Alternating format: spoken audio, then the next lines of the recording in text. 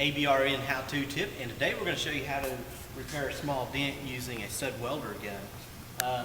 Now, anytime that you fix a dent, you're going to want to determine what method and what tools is going to fix the damage the best.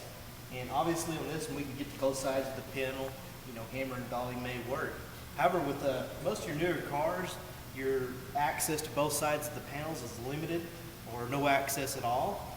And therefore, you're going to have to use some type of tool that is not going to make any holes or anything like that to repair the damage. And that's where the tools like the stud welder gun come in handy. And what that does, it basically gets one of these little pins here, one of these studs, and it welds the stud onto the damage, and then you can pull the damage out and take the pins off, and you have no holes or anything like that that you have to weld up or anything. So these work real well for dent repair. Before you can use these, it has to be bare metal, and that's another consideration whenever you're removing coatings, is you can use like a little 3-inch grinder, with 50 grit. That can work. You have to be real careful when using something like this. If you hit this body line, you may sand it too thin there, and you could even sand a hole in this area if you grind it too much. So you have to be careful not to over thin or overheat the metal with this. If you want to take a safer method, you can also use a DA sander. And I've got a DA sander here. It's got some 36 on here, and it's just an older DA that you can use for this. And you can use this and you can remove the coating, which I'll go ahead and do for this demonstration. One other thing I want to mention, this is an aftermarket part here, but it is a Kappa part. But anytime you're working with aftermarket parts, you want to get some lacquer thin on a rag, and you want to rub the surface. And if the primer transfers to the rag, it's probably a cheap quality lacquer primer that they use, or some type of cheap primer. So you're probably going to want to strip the whole panel to metal, and come back with some epoxy or whatever. But this was we tested this one; it was good, and most of your Kappa parts are going to have a good quality coating on there.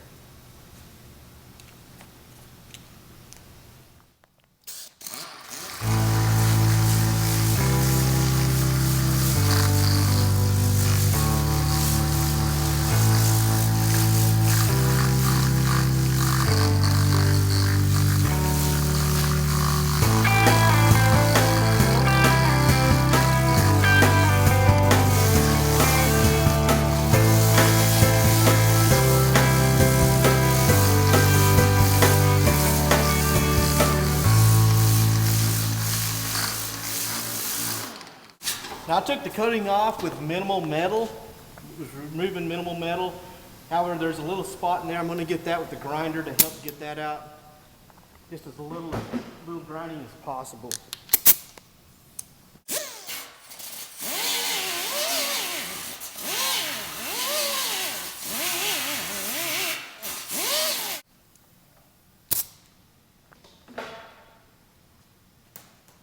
Okay, one thing I didn't mention, and it may have been easier to see before I remove the coating, is anytime there's a dent, there's usually a high and a low. And if you would have looked at this one, it's kind of hit from this way, and it's low here obviously, but it kind of is a little bit high here. And even if there's not a high area, it's still a good idea to use a body hammer. With whatever method you're using, as you're pulling out on this, whether you have a dolly on the back side or using a stud welder gun, as you're pulling damage out, you want to be tapping down on the highs. And that helps low the highs as you're moving out the lows at the same time. It kind of helps roll the metal rather than just forcing it out.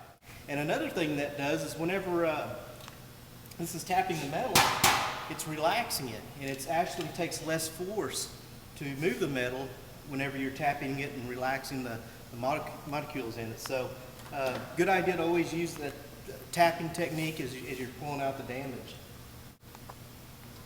Another thing we want to do is we always want to work from what happened last. The rule is first in, last out. And what that means is the dent was your point of impact's right here, and indirect damage goes away from the direct damage. So you just want to reverse that.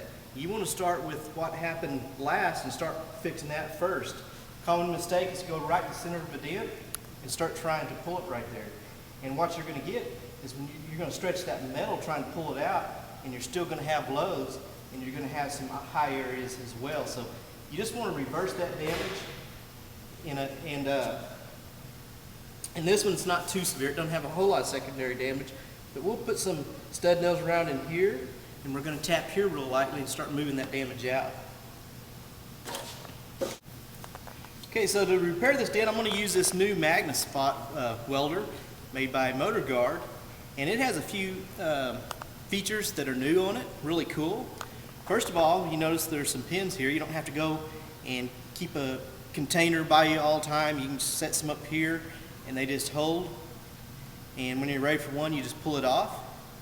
But this is what's really cool. I don't know how many times, I have put it here and you go to fix a dent and the nail fall out and you on the ground, you're looking for the studs and things like this. Well, this is designed, this system where the stud nail, it don't matter what position you're in, it doesn't fall out.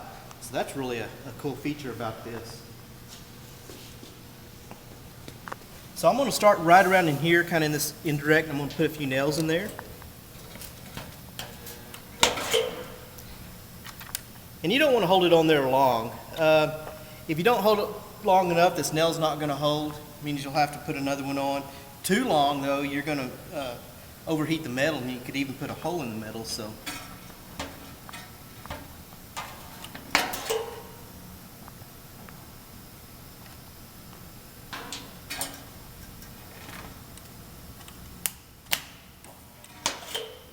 It's always important. You saw that spark just a little bit.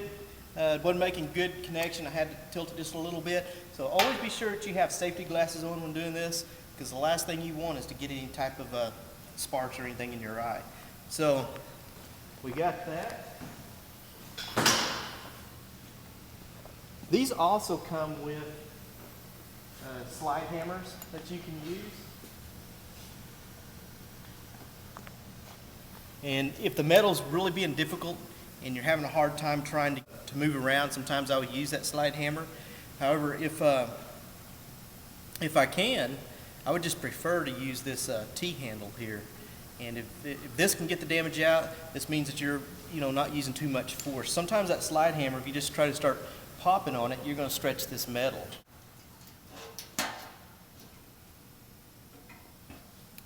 Remember, it was high in this area, so I'm going to tap down there. I'm going to put pressure on here.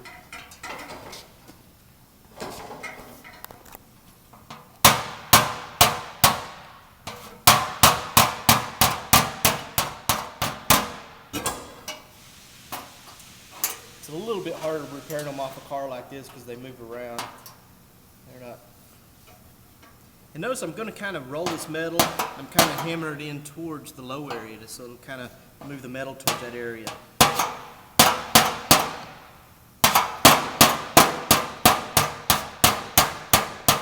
Now you don't want to hit too hard because you don't want to cause additional damage by your hammer strikes either. We're just tapping the metal to kind of relax a little bit and to help roll it into the low area.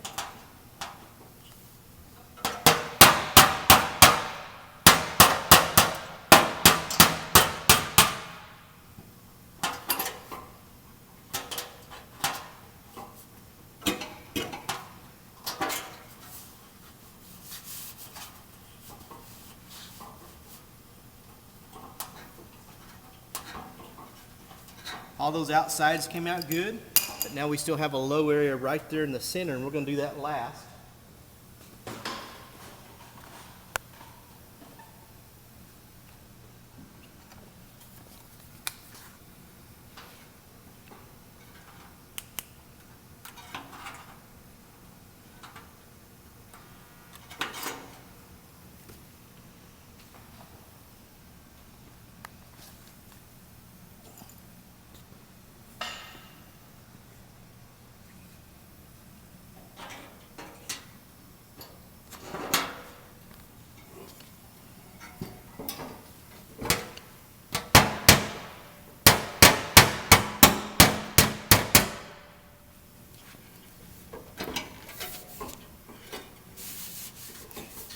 And notice I'm feeling this. You have to be careful because this does heat the metal up. You don't want to put your hand on there just immediately after you put the stud nail on there because it can burn.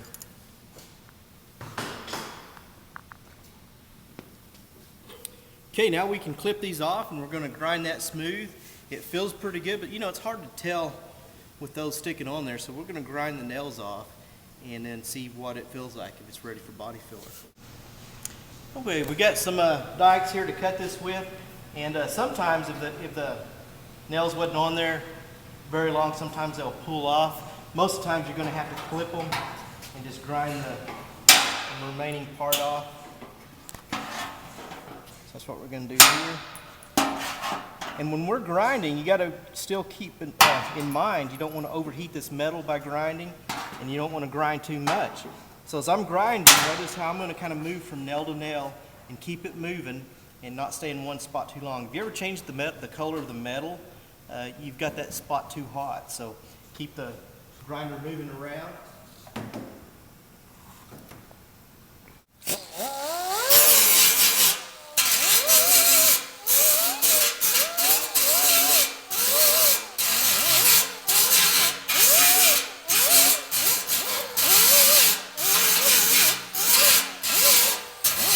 Notice I'm going to each one, keeping it cool. See, none of it's that hot right now, and that's what you want. You want to keep it from getting over hot, and you want to concentrate on grinding just on where the studs were. That way we're not thinning the metal. And I also notice that my grinders the sparks are going this way. Always keep in mind where they're going. You know, is there someone standing over here? Or if this was actually on a vehicle and the sparks are going here, you know, is that going to hit the windshield? Because these sparks will hit the windshield real easy, and a lot of times it requires you to put a welding blanket or something on there. So just kind of think about some of those things as you're doing this.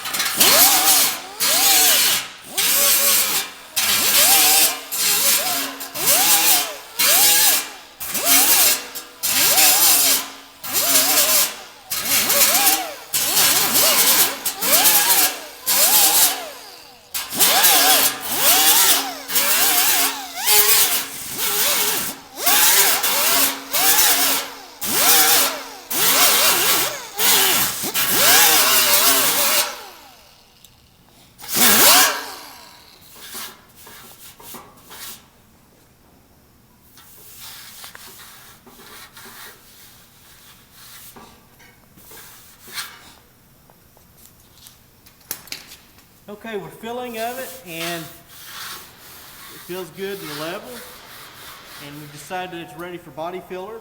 Now what we want to do is make sure that we're about 4 inches past this metal, because you don't want your body filler getting on the primer. So make sure that that's metal, and that'll give you a lot of room to spread and work your body filler, and then you should be ready to put the body filler on. Also, it's a good idea after you get this ready for the body filler, not to be touching it and stuff after that point, because you don't want to get the oils and stuff in your hands between the bare metal and the body filler. It might cause some adhesion problems.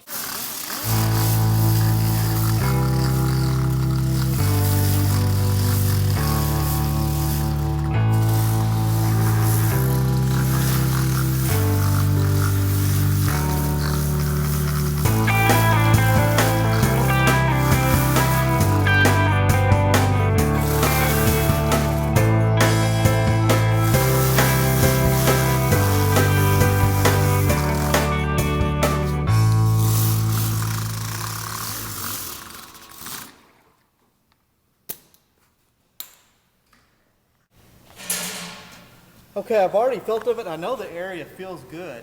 So there's, like I said, we just finished sanding it again. There's no need to go over it to make, fill it again. We'll blow it off with some compressed air, make sure it's good and clean, and then we can go ahead and apply some body filler and block that area out. From there, we can prime and block it, get the whole panel ready for paint, and go ahead and paint the panel. That pretty well wraps up how to use the stud gun and some of the new features with this magna-spot welder. And if you haven't tried it out, I suggest trying one because they come in pretty handy. It eliminates a lot of the problems of dropping pins and things like that we had in the past. So that's it. Talk to you soon.